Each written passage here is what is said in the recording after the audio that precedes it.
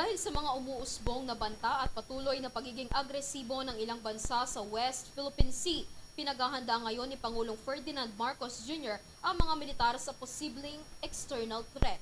Ayon sa Pangulo, bagamat wala tayong inaangking teritoryo, wala rin ni isa sa ating mga teritoryo at soberanya ang isusuko na nakapaloob sa ating Exclusive Economic Zone o EEZ. Narito ang aking report. Inalasan na ni Pangulong Ferdinand Bongbong Marcos Jr. ang mga miyembro ng Philippine Army, partikular na ang 5th Infantry Division sa Camp Melchor de la Cruz sa Gamu Isabela na maghanda sa anumang mga external threats bilang resulta sa tumataas na geopolitical tension sa Indo-Pacific. Ayon sa Pangulo, malapit lang ang Pilipinas sa Taiwan kung saan nagpahayag ng interest dito ang China. Kaya mahalaga na ang northern part ng Pilipinas ay maging handa sa anumang mga eventuality.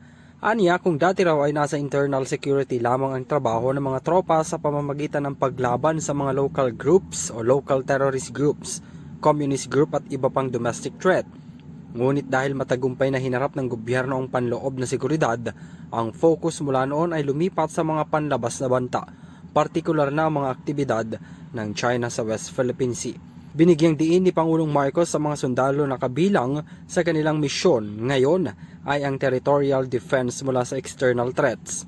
Bagamat wala raw kinukuhang teritoryo ang Pilipinas, hindi raw isasuko ng bansa ang alinmang sovereign territory sa ating Exclusive Economic Zone o EEZ. Para sa EuroTV News, ako si Henry V.